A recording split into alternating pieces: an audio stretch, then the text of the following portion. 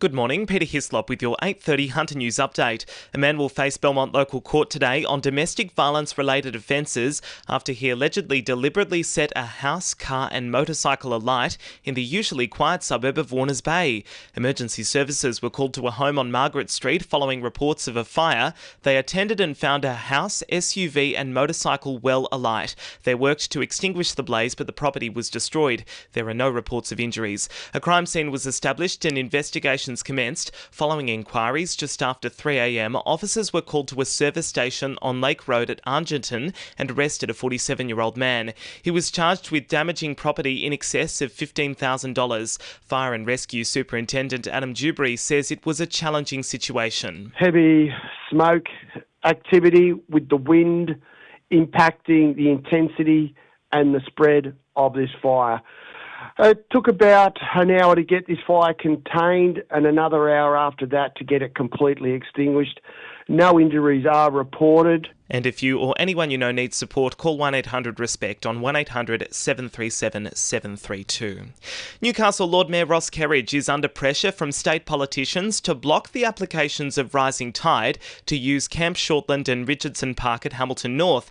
Council currently has public submissions open on the proposal, which would see protests take place in November. Nationals MLC Wes Fang has attacked Dr Kerridge, citing last year's last-minute Supreme Court intervention, making the protests, said the Port of Newcastle, unlawful. Police say it's feared an historical church bell stolen from St Anne's Presbyterian Church at Patterson may already have been melted down for metal. Officers have confirmed it was cut off sometime between Thursday and yesterday afternoon. The Patterson Historical Society says it's sad news, given it told on Armistice Day at the end of World War I rung so hard it cracked. Anyone with information is being asked to come forward. Audio-tactile line markings will begin to be installed on sections of the Pacific Highway north from Karura from today. Crews will start work on 2 sections of the highway to install hundreds of kilometres worth of rumble racks.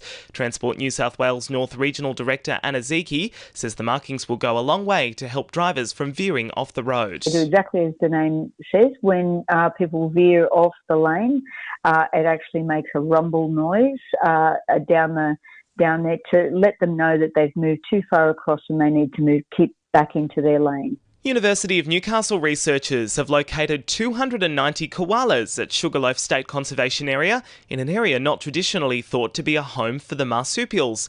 New technology, including thermal imaging drones, have been used to locate koalas in minutes. Older methods would take hours.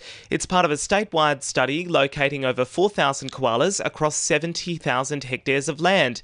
University conservation scientist Dr Ryan Witt says the method could be expanded to other studies. Yeah, we designed a method that can be used for koalas, but also many other different marsupials like greater gliders, yellow-belly gliders, and even sugar and squirrel gliders. So importantly, we've developed an accurate and transparent, cost-effective way of finding exactly where koalas are so that we can protect their habitat. And Whitebridge High School is set to send the highest level of representation of any New South Wales public school to the World Skills National Championships this week. 4 students from the school will make their trip to Brisbane to showcase the vocational skills across a variety of categories.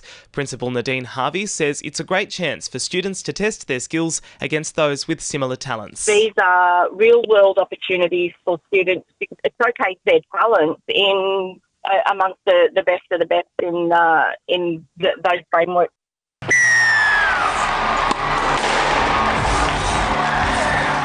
2NURFM Sport. The Knights could be set to welcome Jackson Hastings back to the first grade side as the club look to name a changed squad for Saturday's clash with the Roosters. Bradman Best is also a potential return, having a strong training session yesterday. Places in the Australia Cup round of 32 up for grabs tomorrow as 4 Northern New South Wales teams compete in the final preliminary round to represent the region.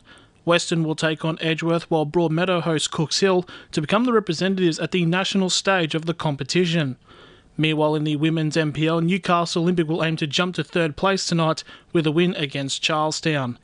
And Newcastle boxer Emma Sue Greentree will be aiming to best her bronze medal from the 2023 World Amateur Championships as she heads to Liverpool in September for this year's edition.